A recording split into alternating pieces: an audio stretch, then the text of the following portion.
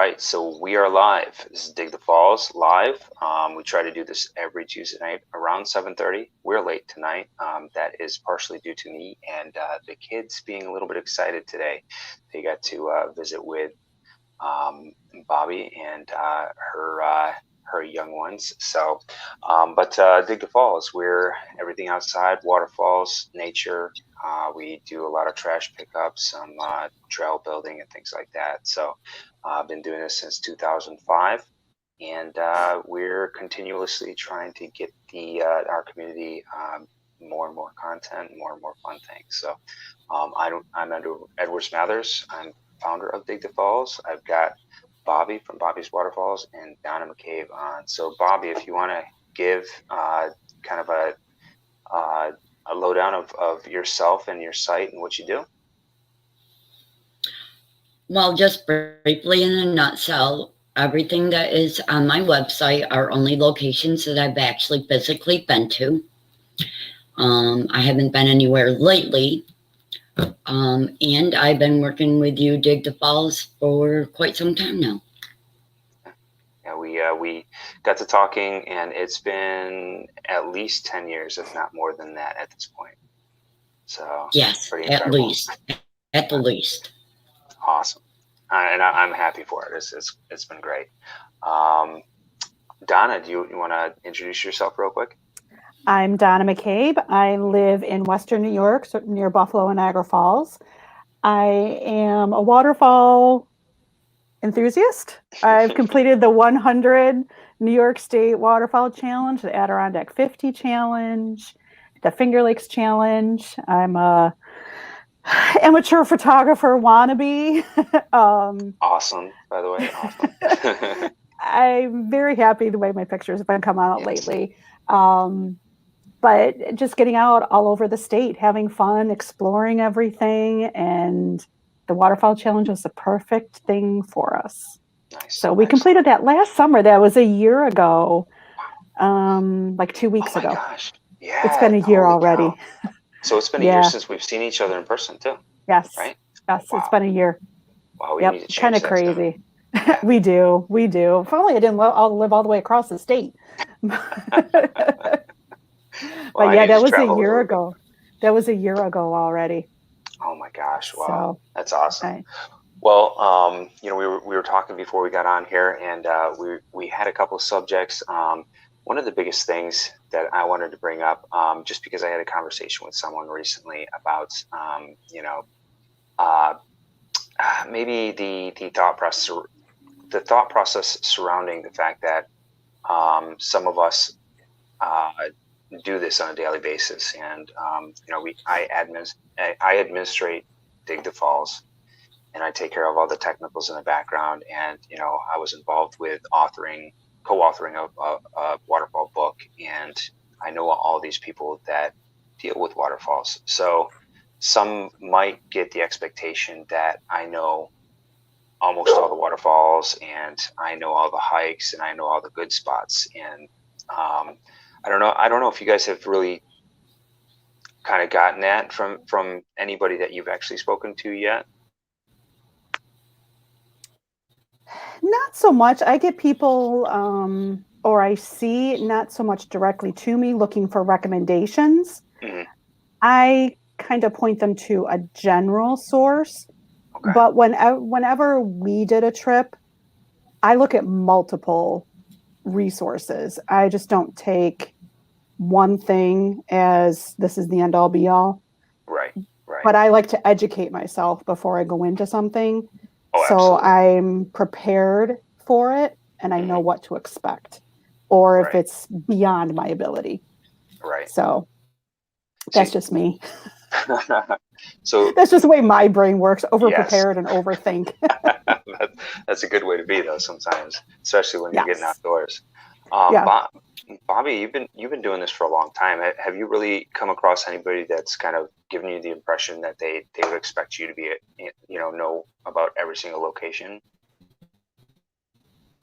Well, I haven't really gotten any comments or feedback regarding what I may or may not know, but I've always made sure that my pages show it pictures. Mm-hmm.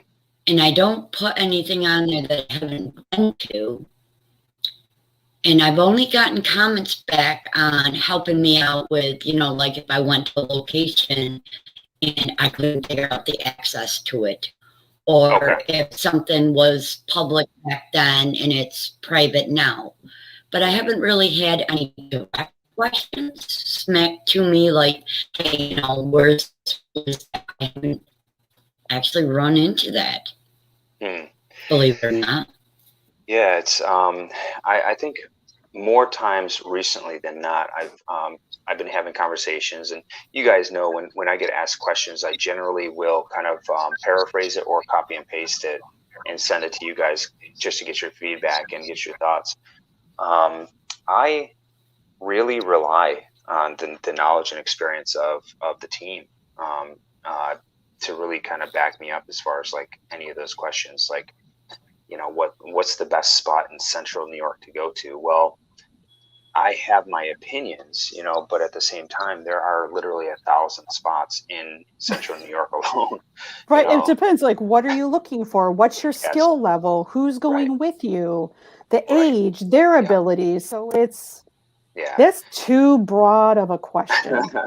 And then you get have you been here? Have you been there? And more times than not, I have to say, well, no, I personally have not been to that location, but let me check with the team. And, generally, again, I'll send it to you guys. And, so when people send me questions, sometimes it may take a little bit of time for me to get them the answer because, I'm checking with you guys, and you guys are kind of my local experts when it comes to, trying to get the answers for everyone. But I did I did have someone actually basically tell me that hey, you got the site, you're supposed to be the expert, kind of thing. I don't think so. You can be a source of knowledge, but is anybody really an expert? Yeah, I think some people would like to think they are.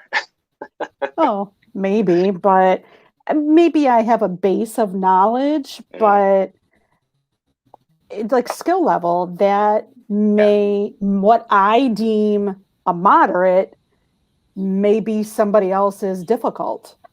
So, it's you got to take it with a grain of salt and know your own abilities. And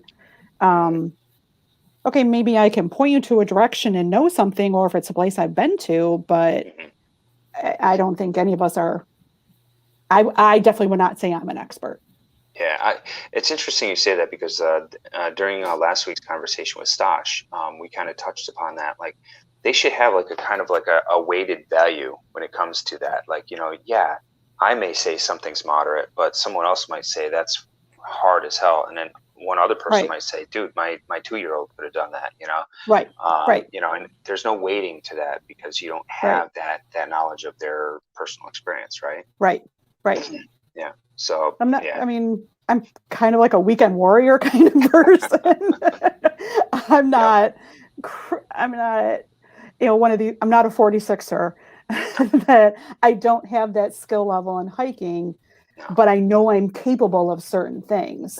Right. What's in my wheelhouse that I'm comfortable doing that I can do, or I could just push myself a little bit. But I'm not gonna. Yeah, I can go do that 25-mile hike in one day. Right. No, well, that's my comfort level. Yeah, and that's what I enjoy about our team is the fact that like you've got a certain amount of experience, but and then like you look to the other side. Oh, we lost Bobby, unfortunately. Yeah, I just saw that. Yeah, she her I guess there's a storm coming through her area. So but my point was going to be, you go to the other side of the spectrum and you see like a person like Stosh. He's got the search and rescue. He's got the hike in the Rockies. He's got all of that. Then you go to a person like a high level of expertise. Yeah, and it's funny though, you say that, but then if you talk to somebody that's done some of the other highest peaks in the world, they'd say, well, he's still in the beginning stages. I'm gonna pop Bobby back on the stream. Hopefully her stream is a little bit better. Bobby, welcome back. I was gonna say it just left me, man. Yeah. I just got blacked out or something. You just jumped and left us. Yeah. You just didn't want me on anymore. That's okay. Never, never. I was actually going to bounce over to Bobby and say that Bobby has a special skill set because she comes from following the whitewater community quite a bit, and that's where. And Bobby, you could kind of jump in here, but you gained a lot of your experience starting with the whitewater community, right? I did a lot of. I read everything they had everywhere. I mean, it was the number one place for me to go to. I really loved watching them. Their competitive, state, and just totally amazed. And I actually started that, I think, in 1986, maybe. Oh, wow. In Massachusetts, believe it or not. Wow. And then I love Lewis County and all their activities up there. And by the way, they do activity coming up, however, that they're not really doing this year. And it's okay, it's doing they're doing one weekend this year. And the year I had to go up there. We barely caught that, Bobby. Is that storm getting pretty bad around you right now? I know I'm getting a picture on my screen. Yeah, I can barely catch it right now. But I caught most of it, by the way. But it's pretty incredible that you've been doing it since 1986. That's wild. Well, anyways, I feel that they share a lot of detailed information. Yes, they do. They Well, they do. I think there was one time where one of the gentlemen, I think he was one of the main guys, kind of got a little bit a little hot over the fact that like there was a lot of information that they had gathered that wasn't being directly attributed to them. And it's actually interesting because that's one of the things I wanted to talk about was citation. They you can speak to this better than I can, but they have contributed a very, very large amount of information to about a lot of these waterways and the drops and the everything. But you know more about that than I do. Well, they're all over my website. Yeah, and I give them all the credit. Yeah, and that's sorry. I didn't mean to say it quite like that, but no, it's great. I mean, because they deserve it, And I was going to say, as far as like citation goes, like a lot of my information came from you, and then yes. A lot of that specific information came from them. And when you're talking so when you're talking citation, and I think where this gentleman got frustrated was that on Dig the Falls, we didn't really mention their community very much or their contribution to the mapping. And my point is like when you're doing research, you don't cite where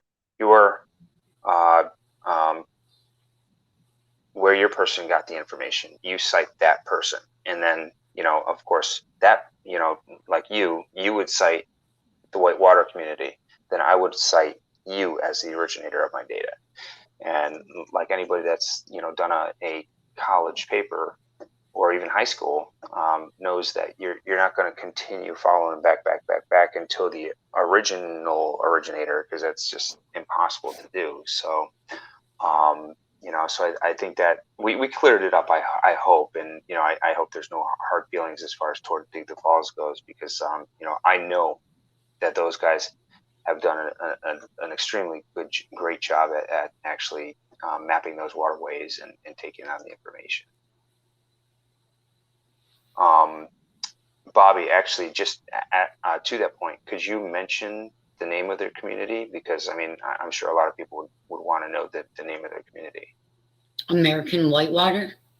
American Whitewater. Okay, yeah, because they have done a considerable amount to, you know, they actually work with a lot of the waterways, and they do cleanups and stuff like that, right? Like they help kind of set things up. Yes, they have a lot of their own stuff going on, and they have to do a lot of things with the power companies and stuff, the dams and stuff.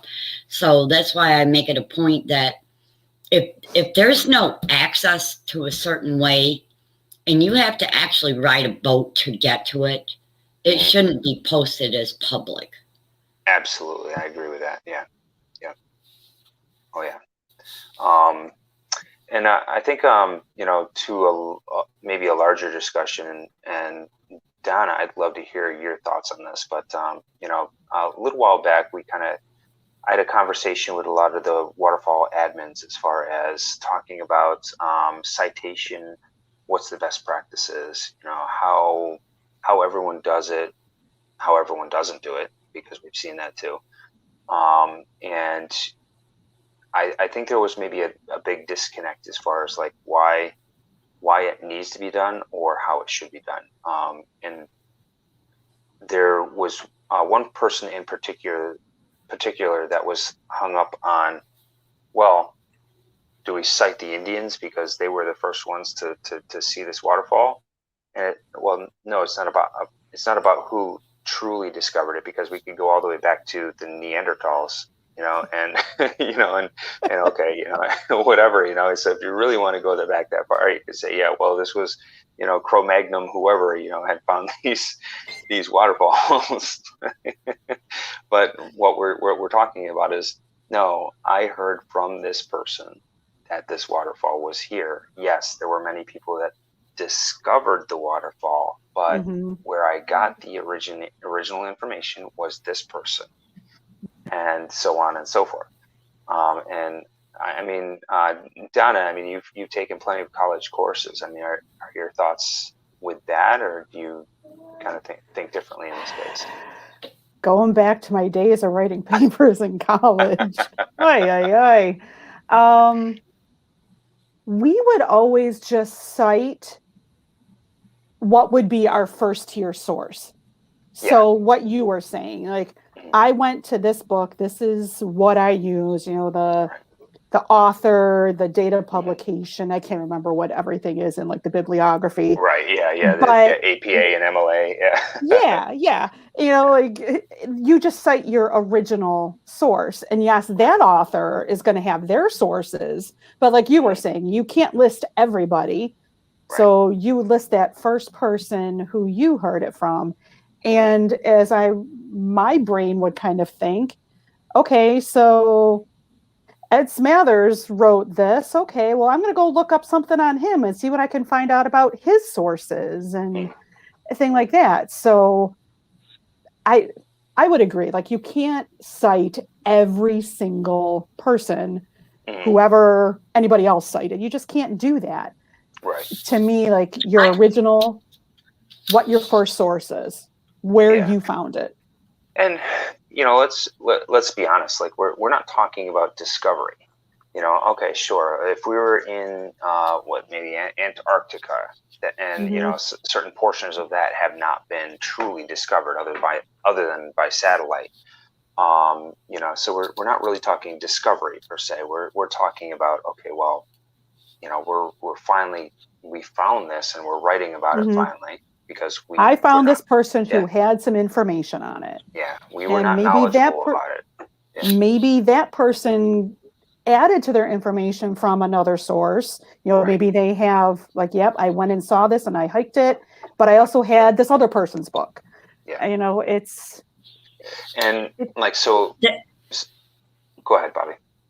Well, she brings up something valid, because with all the research that I do, if it's on my website, and so say that I've utilized 2 to 3 different sources as a resource, you will see on my website that I have listed at least 2 to 3 other sources in addition to in addition to my first source. Mm-hmm. Right, Mhm. right, yes, yep. And we try to do that as well. Yep. That's correct. Yeah.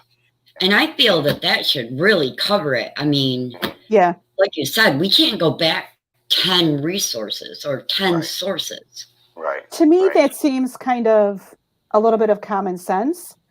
And if somebody has an issue with that, then maybe that's just on them. But Okay.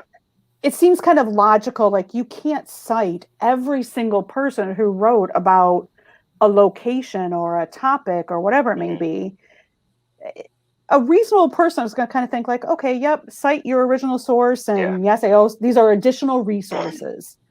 So to play devil's advocate here, because you know, I thought of it from the other side too, and it actually created kind of an interest to me. What if you were to go the historic route and say, okay, who were the settlers in this area? Who were the original people that were in this area? You know, you do have homesteads that were built, but then before the homesteads, you had the native peoples of any given area. You know, so it would be really interesting to say, yeah, you know, what we would call the Iroquois nation were in this area, and they heavily populated this specific area. So, you know, I have a simple example.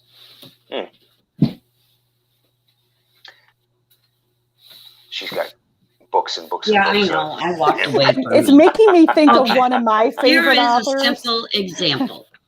All right. I just got the new updated Western New York guide. I purchased the first set umpteen years ago. So I go to this page, Tour and Waterfalls. In here is a list of waterfalls. So what is my source? This is my source. So that's the first thing I have written down. Now, they have the whitewater routes in here. And that is listed in here. It gives you the height and everything, and descriptions of waterfalls and rapids. Who's my source? It's in this book. Now, I'm not going to call this book up and say, hey, who's your source? But my source is a paper map. Right. Yep. Absolutely. And they do list in there that's the information come from American Whitewater, but they don't put in there what person in there. But still, the example is paper map. Yep, absolutely, and that totally makes sense. Absolutely. Now, I'm going to bring up kind of a possibly a sore subject here. So on the other side of the citation, there comes kind of the a little bit darker side, and I feel this might come from a scholarly side, like a collegiate side of the research spectrum. Where people like to have their names on papers, and you know, anything published, they like to be one of the only ones on that. You know, you know, it's very important to them, and you know, certain people that is what their aim is. When you go to a location, say like you know, two people have told you about this specific location, and not too many people know about it, and you go there and you look at it, you take the measurements, you take the photos, and you map out the area and the trail. Do you then say, well, I've been here myself, I don't need to cite it because I've been here myself, so it's not important for citation purposes? Because you literally gathered all that information yourself, even though you didn't know that that location existed to begin with. Donna, I know Bobby's thoughts on this, but I want Donna's I was going to say, I would still think the two people who told you about it should be mentioned somewhere.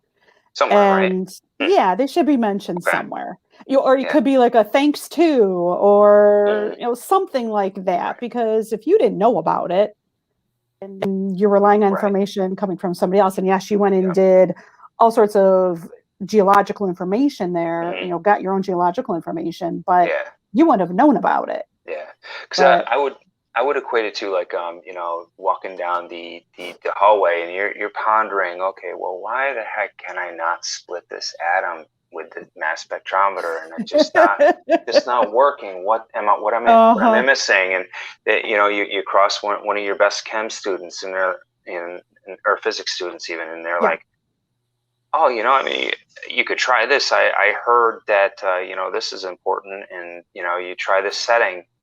Lo and behold, you go over to your lab and you split that atom perfectly, right down exactly the way you needed to do. You got the idea from that person, right? Like that person technically pointed you in the right direction. Right. So I'm playing a little bit of devil's advocate here. So you got the point, but do you mention them in the paper that you're publishing? So it's tough. Because there's gray areas. It's a very gray area. It is. So I'll different. just stick to not publishing papers. There's the easy way. Yes, exactly. Problem solved. Yeah, it's a lot. It's really a lot to think about because there are so many gray areas and there are so many extremes. I think common decency would state that you do your best to shout out as many people as you can. But it's an interesting subject to kind of come up on. But there was one other thing that I was going to talk about tonight, and that's wrong locations or missing locations or locations that are not quite close enough to the area to be considered correct, if you want to say that. So my thoughts, actually, I want to hear your thoughts first. Actually, Bobby first. Thanks, Mr. Ed. So as far as locations go, for you, if when you're trying to find a location, we lost Donna. Hopefully she comes back soon. But so for a location, what is close enough for you? Like when you're searching a location and they give you GPS locations, what's close enough for you? I haven't really had all that much of a problem actually finding a location, but I would have to say that I've looked within 2-mile radius of the GPS location I may have to work with. Okay. Wow. Interesting. Wow. 2 miles. That's incredible. Well, you got to stop and think about it. Say that it is a country block. Okay. Not talking about a city block. Let's talk about a country block. Yeah. Okay, so you think the access is on X road. And you go in there and you're not finding it, but you drive around the country block and you find the access on the other end. Right. You might drive 2 miles to that other end. Yeah. Oh, yeah. Or, absolutely. You got the GPS for the GPS for the parking, but you really don't know how far in that you really need to hike. So I've found myself many times that I should have went around one more corner, hiked far enough to go around one more corner. Right. Because then you got to go back. Yeah. So I always hiked in a little further. Yeah. And I've done that. Everything is not exact. No. And it's funny. I wish we had Carl on here because Carl, I mean, he's a geologist, so he really knows his GIS. He's got specialized coordinate systems. He's got all the top-notch software to use. And it'd be interesting to hear his thoughts on this because he's got something. His tools will get him within inches of where he needs to be. That may be so, but I'm not a professional. Right. If my phone captures the numbers, fine. If my handheld GPS Garmin device captures it, fine. It'll be recorded. If my tracks capture it. Yeah. But for many, many years, I didn't have anything to capture the GPS, the numbers, the coordinates. I didn't have anything. So you did your best as far as just kind of locating kind of the quadrant on the map or whatever system you're using at the time. That is correct. Yeah, yeah. I think, my personal opinion, I would say, if I can hear the waterfall, it's close enough. In many cases, you can be 30 yards, away from a location and still hear the location. But there are certain people, and this comes down to skill level, like Donna was saying it earlier, where if you don't get them to either the base or the crest of that waterfall so they can put eyes on that waterfall, it's not close enough. They're not going to find it. So it's kind of an interesting balance that you have to kind of hit to make sure that you're not so far away that it takes skills like what you've demonstrated, where you're it's a country block. You're trying to look for a waterfall. But a person with a set of kids or whatever could actually find it at least, right? Well, always remember that the more information and updated technology that we have, Dig the Falls website will become better and better. Right, absolutely. And we have, gosh, a couple hundred locations, right? That we don't even have locations for. We just have a general area or a county or whatever that is located, right? That is correct. Yeah. We don't have exact spot on. Right. So, like, there might be a pin marker for it, but that's not the location. It's just, it happens to be in that county or that town or whatever. Correct. Yeah.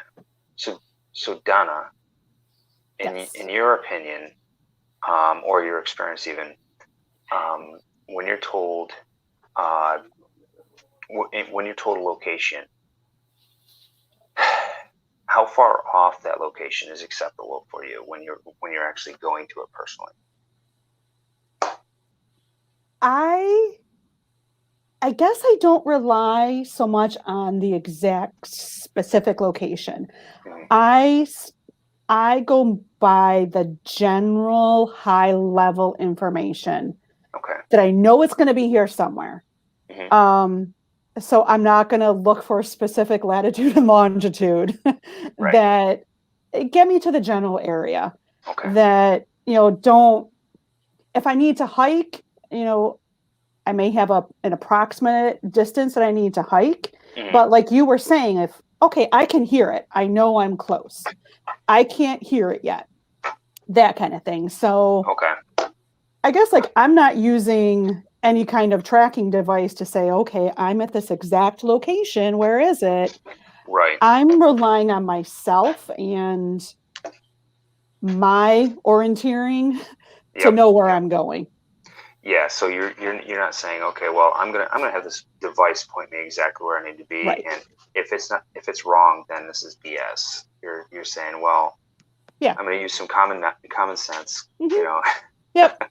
Yeah, I mean, some of the places that we've gone to, okay, yeah, I know the road's back here, and I'll just keep looking for a sign, and it's this DEC area, and okay, I can see a trail, but I'm not, well, you told me it was 26 steps, and I had to take 29. I'm not looking at that kind of specific information. That I'm okay if I have to leave a little bit up to me. Right. Be a little self-reliant. And I think that plays a little bit into kind of the safety aspect of the whole thing. If you are given a general location of where the place is, and mm-hmm.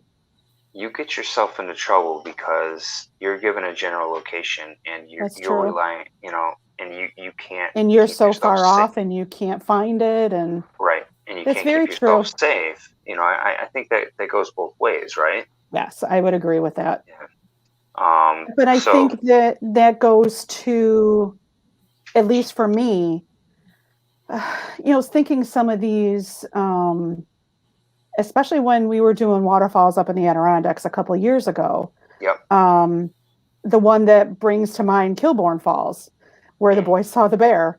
Yeah, it yeah. was so far back there, but that whole Yep. trip, how I I don't like that. planned it, and it's just me and my methods, what I go through to know where I'm going Okay. and know what to expect. Okay. That kind of look for this, or this is the general area. And some of them, I'm trying to think if we kind of had to give up on something. Oh, there was one. We were near Dianandawa. Is that how you pronounce it? Diana Hoa. Diana Hoa. Greenwich or not Greenwich. I know it starts Dion. Yeah, Yes. Diana Hoa. Yeah, that Yeah, big long. yeah, Yeah, the really that long. word. Yeah, that one. Well, The you one had that to we walk were, in further than was expected because when Yeah, I went there all yeah, those years ago, I had no clue how far in you actually had to yeah, walk. it's about a half yeah. mile, I think, right? Yeah, Yeah, it's a good ways. But yeah. that same trip, one we were trying to find, and the GPS coordinates, the way it took you, it was so bizarre. Like, this is Mm, not right. And okay. so we went back out to the road and kind of walked around. Probably shouldn't have been walking on the road because it was a little bit of a blind curve, Yeah, but we were kind of looking at it and listening. And the way we found it was more through our ears.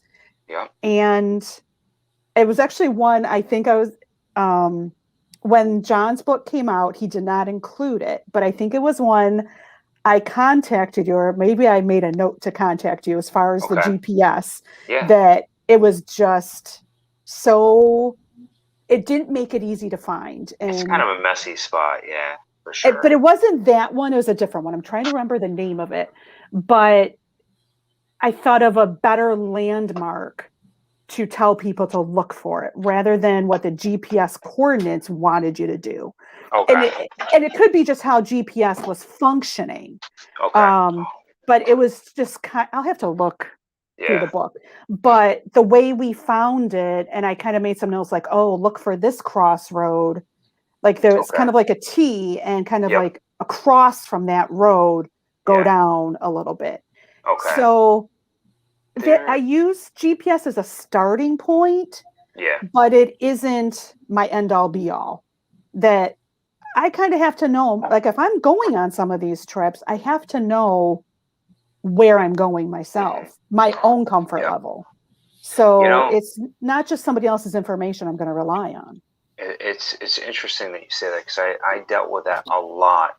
Um, when I was doing I have so your so book right here. I'm going to look. so in 2011 2012 when I was actually doing that book, you know, I did the say the Hudson Valley, that area. I did the Central New York. I did the Western New York. Mm-hmm. Um, I didn't have too many issues until I actually started getting into the Adirondacks.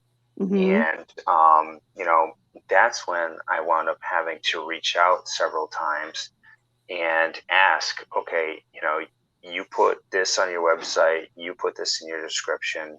Where is this? Where is that? Because it's wrong. It's absolutely wrong, and I cannot Yeah. find this.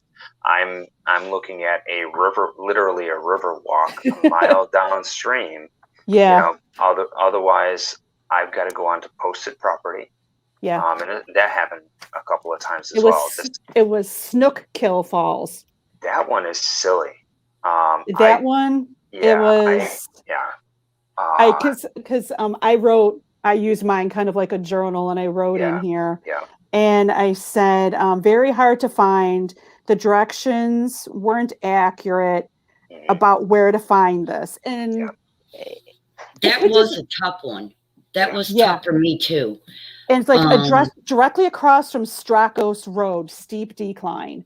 And it was at the it's, bottom of the hill. Yes, yes, exactly. Yeah, yes. It was so I guess this is my starting point, but my end point is always going to rely on me right. and how I need to make sure I can get where I intend to go safely and know where I'm going. Absolutely. So Yeah, it's like used cars, buyer beware. I'm still a believer that no matter where you go, research the area before you go there, and have a map with you. Yes. Don't rely on your phone. Don't rely on technology. No. Completely, but have an actual paper map of the area. Yep. And that's exactly what Stosh was saying last week. Actually, is he'd be up top of the mountain, acting as a steward, and answering questions and doing whatever he does. And there are people showing up, and they literally don't even know how long the hike is. They're just like, okay, how long will it take me to get up there? Okay, how many hikes have you been on ever? This is my first. Yeah. So I go up here in flip flops and jeans. Yes. So and that's the thing. So it's it's so many different variables. You need to be prepared, and there were a lot of times where I would prepare myself, especially up in those Adirondack areas, because I know they could be treacherous, and I still could not get to the waterfall. And then sometimes when I would get to the waterfall, it'd be like, this is sketchy as hell. Like I'm, why am I driving through what feels like a private residence or a field to get, because I forget which one it was, but you're literally driving down those 1-lane roads where there's grass growing in the middle of the road because that turns into a cow path. Yes, yes. That is terrible. I'm driving a Honda Civic. I can't be doing this. Again, Kilbourne Falls, like that was so far back there. Yeah. And it's just like, that's obviously people do not come back here like they used to. And I was just, I mean, the area is great. It's beautiful area. It's beautiful.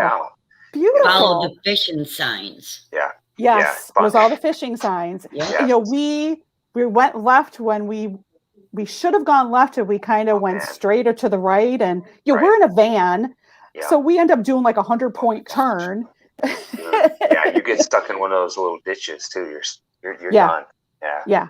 And then we found where we were supposed to go. This parking area. Like you can see a sign that this is the parking area, but it does not look like a parking area. Like a little miniature field, like that's crazy. What once was a fence of a boundary of some kind, and like okay. I mean, it ended up being that was one. I think it might have been listed as like an easy walk, and there were a little bit of rolling to that one, and some people easy is gravel, even no change whatsoever. So absolutely. not that it was difficult for us, but like I wouldn't call that easy.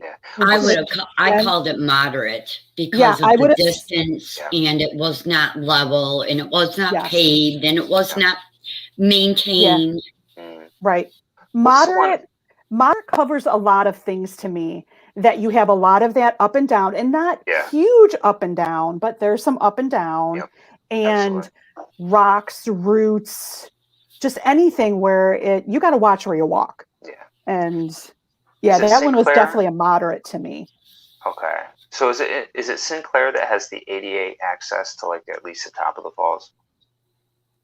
Because it's up around the Grassy River, or around that area. Like they basically you go onto, or you park, if I'm remembering correctly, you park on the seasonally limited highway, and then you hit the trail, and it's ADA accessible. Sinclair is Tully Pond Road.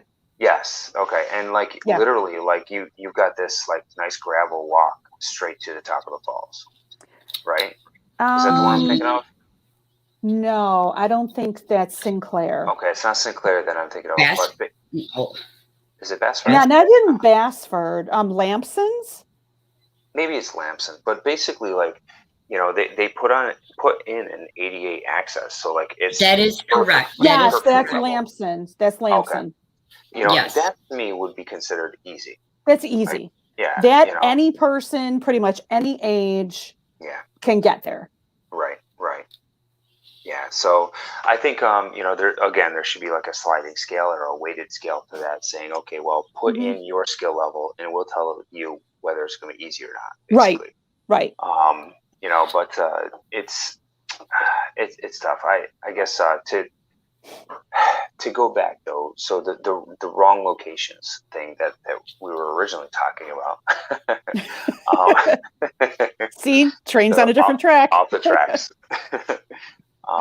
So there are a lot of locations on the website that either are not exact, and they will be eventually, but we're slowly migrating those to the closer to exact. But what we're more concerned about is it so far off that someone's going to get in danger, or are they locations where we don't have a location yet, and we really would love to hear the feedback from our community to let us know where that spot is. So I think that would be more important than like if you're 10 yards off from the actual location from of Yeah, the I waterfall. think when you get within 10 yards of a waterfall, you're going to know you're I in the would hope right so. place. I would hope so, unless you're Yeah, talking like a super dry summer and you wouldn't know. But yeah, I mean, yeah, you're going to know when you're close enough. And I think for me, when I hear it and I'm listening for it, like, mhm, okay, yep, I'm in the right place. And then right. I just kind of don't really follow the I mean, specific directions. yeah, I follow the trail. at that point, I mean, it's as long as you can hear it and whatever. I mean, Yeah. you're there. You know So you're getting close. yeah, I yeah, mean, especially, I don't know if it was you who said it, Bobby, or maybe you, Ed, but when you get up in the Adirondacks, like, you don't know. And you kind of have to do your research before you mhm, go in yeah, and what to expect.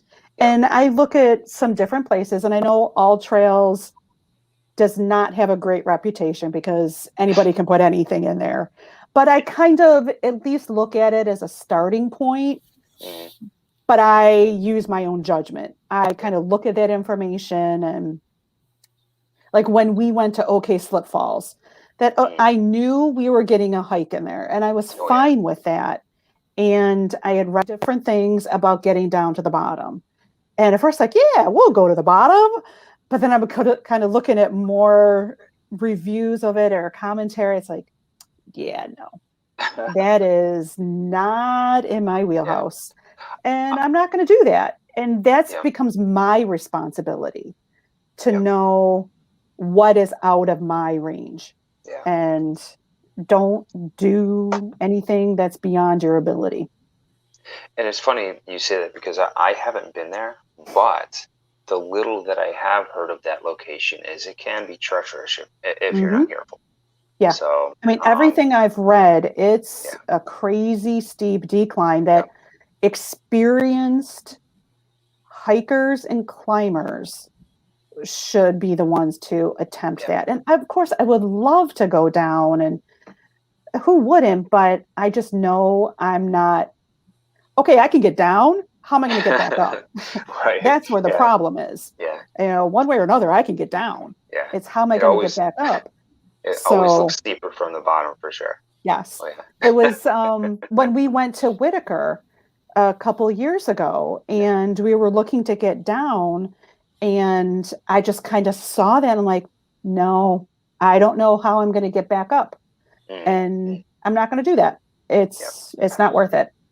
yeah, That's my judgment, and that's on me.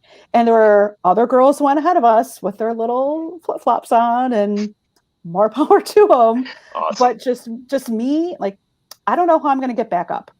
Yeah, Are And you talking about Whitaker up north, like Lewis County? I believe it would be, yeah. yeah. Yeah, No, Well, Whitaker Falls. that trail that people are using to go down to get to the bottom is really not supposed to be there. Yeah, like people were People kind of are like going down like the accessing it to get down to the sides. bottom, but it's not supposed to happen. right. Yeah, there were. Aren't you supposed to go in through the park? Or am I thinking about Yes. Yeah, we went in through the park. Yeah, And then we got down to the creek bed and we walked yeah, upstream, But to really go downstream and go down, that's not a good somebody idea. had put a rope down there. Yeah, somebody had rigged up a rope to get down to the very bottom. Yep, there were a few places that just no, it's not worth it. It gets sketchy up top for sure. Yeah, absolutely. And that is what anybody who goes out looking at waterfalls has to keep in mind. That know your ability and watch for those sketchy areas. Just because I could go down. I hit that location 3 times. So the first time I went with Jess, and we started at the top because the GPS told us that the waterfall was at the top. Well, you can walk basically straight into the woods, and you can find where the waterfall is supposed to be, but you can't see it because the way the creek sits in a little chasm and the little kind of shrubs and stuff, you can't see anything. So then the second time I walked the creek, I went all the way up and got a picture of the actual waterfall, not what some people consider to be the waterfall, the seasonal one falling off the side of the gorge. And I got that one. And then the third time I went there was during the winter time, and I walked the gorge rim trail, and it was just ice. So I didn't have any micro spikes. I should have had micro spikes when I went up there because it was slick when I went up there. Yeah. So, I just think people need to have a brain and really think about some of these places that you go into. And I mean, all it takes is you lose your footing and you go sliding down, and all of a sudden you could hit a tree, and guess what? You shatter your ankle. Right. Or something. And I have very easily discernible point where this is not for me. Nope, not going any further. And people go past me, fine. That's on you. I'm not comfortable going any further. Right. Well, I think you kind of touch on a point there. So you're like, people need a brain, and to a point that is absolutely correct. You need to think for yourself. You need to think ahead. You need to plan ahead. So think about it this way.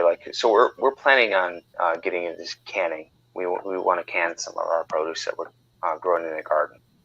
Our thought, and same thing went for our chickens when we got our chickens. So our thoughts were, all right, all we have to do is get some ball jars and boil it in a pot. We're good. Well, come to find out, you need a thermometer so you get to a perfect temperature. You need a special thing in the bottom so you don't burn or break the bottoms of the bottles. You need pectin so you can do whatever you need to do with that. And so there are all those nuances that, like, someone that's even done it once would be able to say, you gotta get at least this far before you're gonna be able to get on this trail.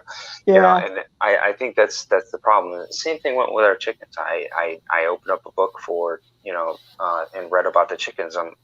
Everyone before that told me, just get some chickens. They're like the easiest thing. And then I get this book. They're like, you got to worry about this. You got to worry about that. Get them to the vet. Get the shots. Worry about, Everybody likes to gloss over everything. Make it shiny and pretty. Yes. Yeah. And I think that's a lot what they see on social media too is, we're out at, wherever, T Lake Falls or wherever we're at. And, it's get the totally shot beautiful. For Instagram. And So you get that gloss, but you don't get those subtle nuances that, I'm wearing some pretty damn nice hiking shoes. I've got 3 gallons worth of water with me. Right. So, you miss all that. Yeah. I think it's about education and be prepared, and my over planning brain. Nothing wrong with that at all. No, but I just like to know what I'm getting into, and I'm not going to solely rely on one source for what is okay or what to expect. I'm going to look at a few different things, but I know my ability and my husband's ability, and I know what we're capable of. Yeah, nice. And it's always going to fall back on me. Yep. And, we see so many different rescues going on now and everything. And you're not careful, somebody has to come and rescue you. Yep. They're putting their lives at risk, their safety to come and help you. Exactly. So and there are very few of them. So if even one of them gets injured, you're affecting multiple other people. Right. So, it's not just you. Yep. So think about yourself, but think beyond yourself. Yeah, absolutely. Mm-hmm. So we're nearing the 1 hour mark. And Bobby, this is one of your first times on here. You've seen a couple of the episodes, but generally speaking, at the end, we do some shout outs or some messages that we want to kind of get out to the viewers. So Bobby, I'm going to let you ponder that for a second, and I'm going to call on Donna first because I always stump her. So I got one. Oh, I got one. Excellent. Okay. It's because I'm taking my son back to college this coming weekend. Okay. And we'll have a little bit of time on the way home. As you know, I like to plan some little stops on my trips across New York and Massachusetts. I would be disappointed if you didn't. What do you mean you drove straight through? I'm going to try and hit up at least one, hopefully 2 spots of the Fulton County 5 challenge. Oh, nice. Excellent. Okay. Yeah. Nice. So I'm hoping, I've been looking at them. This is where my planning brain is. Yeah. I'm looking at kind of where we can go, because we'll be kind of like coming through the 90 and heading up towards Albany. And like, okay, if we just keep going a little bit north and Fulton County's up there, what can we hit? What really wouldn't take too long? Again, knowing my limits. So yeah, I'm going to say the Fulton County 5. Right, 5 challenges in Fulton County and get another patch. Yep. You get a patch. Yeah. Awesome. Yeah. I want to do it. We have until the end of the calendar year. So I'm hoping we'll be able to do that. So Fulton County 5. Awesome. Bobby, do you have anything to shout out or anything you want to touch on? Anything at all? Boy, oh boy, oh boy. Yeah. I don't actually have anything really planned coming up. I will have to share, though, that being at your house yesterday and today, driving by those locations and not having time to investigate bugged me terribly. Oh, I'm sure. I don't like when that happens. Yeah. But honestly, if anyone out there has any questions regarding anything that we discussed tonight, regarding our locations that could be helpful to us in obtaining the information more correctly, contact any of us. Yeah, absolutely.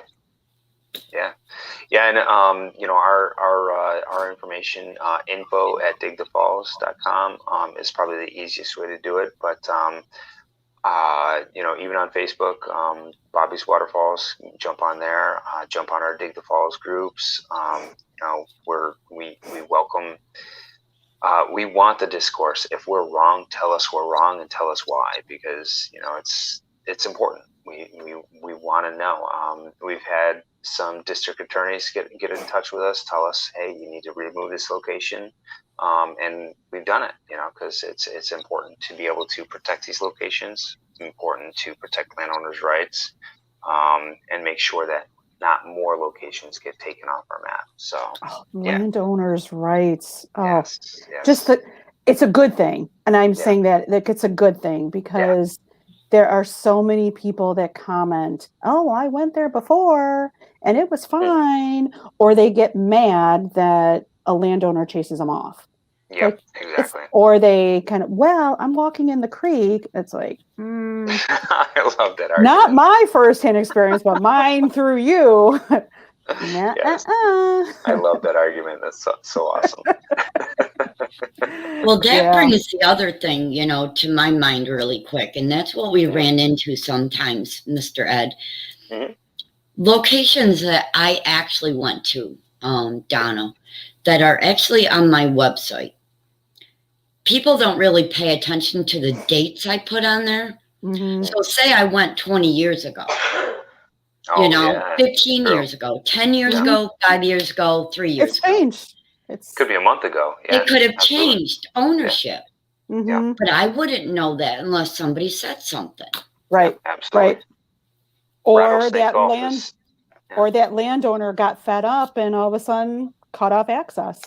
So people really got to understand that too. There's a lot that can happen that we may not have knowledge of.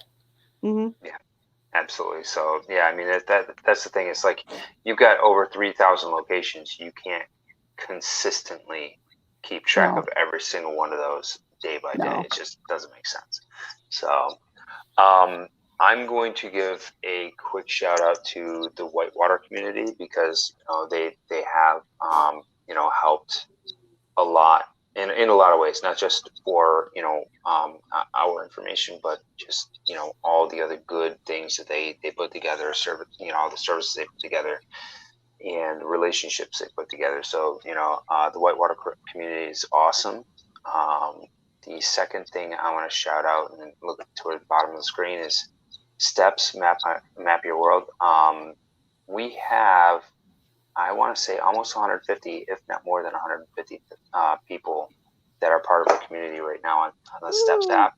And so it's growing, and so far we have several contributors. I'm trying to add more as time goes on, and really what it is about adding locations that we're trying to get more waterfall locations than not. But even if you find a state park or a local park that you find is just magnificent, we want to know about it. We want to share with the community on there because that's what it's all about. Is just like Dig the Falls, getting people outside, getting people enjoying nature and just, in the green spaces and everything. So shout out to the Steps team. They put together a great app. They contact me directly and they've been so awesome and welcoming and supportive of what we're doing with the map itself. So it's really been great. Awesome. But otherwise, we're going to end. If you guys want to stay on for a couple more minutes, we'll chat for a couple more minutes and we'll jump off.